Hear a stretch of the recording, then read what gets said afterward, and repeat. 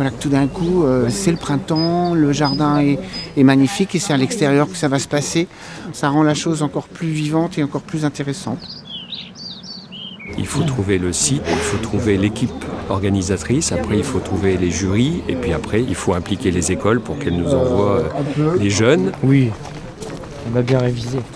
On était longtemps à pas forcément comprendre, on laissait le boulot au centre de formation, on dit voilà, c'est comme notre intérêt, c'est notre avenir, hein. On est une population vieillissante et nous aussi on a besoin de repreneurs, de nouveaux ouvriers, etc. Donc il faut transmettre. Et peut-être que nous participons à cette espèce de vague qui fait que, à nouveau, on n'a plus peur, ou on commence à ne plus avoir peur du végétal. Une vague en ce moment de jeunes qui s'intéressent au métier, et je pense que toute la promotion qu'on fait depuis des années paye. Le métier de paysagiste véhicule de très belles valeurs et on donne du plaisir aux gens, on décore l'environnement et ça parle aux jeunes en ce moment. Nous sommes là, 130 je crois. Et puis il faut dire, impressionner son entourage, ses clients, quand on est dans un jardin en donnant le nom d'une plante en latin, c'est quand même la classe. Qu'on sache parler des végétaux, qu'il y ait une conversation autour de ça, qui soit argumentée parce qu'on sait de quoi on parle, je trouve que c'est pas mal.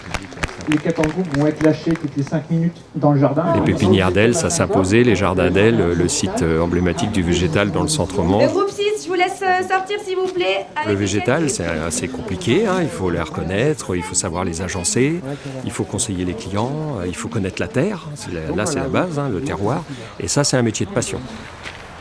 Le client le ressent, si on n'est pas passionné, il passe à une autre entreprise. Donc c'est très bien pour nous que les jeunes s'impliquent dans le métier à ce point-là, quoi.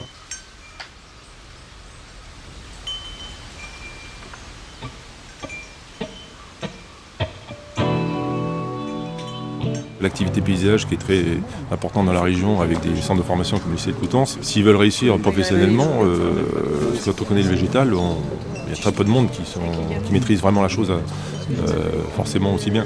Ils comprennent l'intérêt, quoi. Alors, le nom de la plante en français, son genre, son espèce, son cultivar, sa famille, et nous en aménagement paysager, les connaissances. Donc il y avait 10 plantes où il y avait des questions. Quelle utilisation, quelle exposition, enfin il y avait plusieurs questions différentes. Ça motive encore plus parce qu'il y a pas mal de jeunes qui se remettent aux végétaux et c'est bien. Toi tu viens d'où Je viens de Rouen, conduite de production horticole. Quel que j'ai calé. Bah du coup je connais pas leur nom. Bah ouais, moi non plus. J'en connais beaucoup mais qui sont soit sauvages, soit je connais beaucoup de plantes grasses, je connais les plantes aquatiques, mais des plantes qui sont pas demandées dans le concours, quoi. Donc,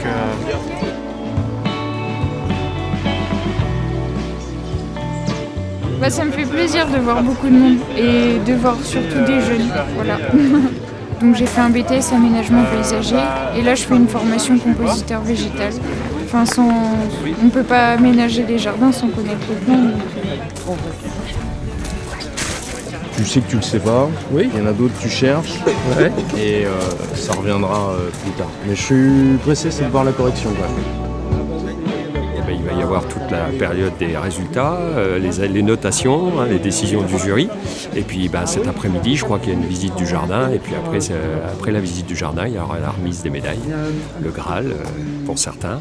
Et puis surtout le plaisir pour d'autres d'y avoir participé parce que c'est un beau challenge.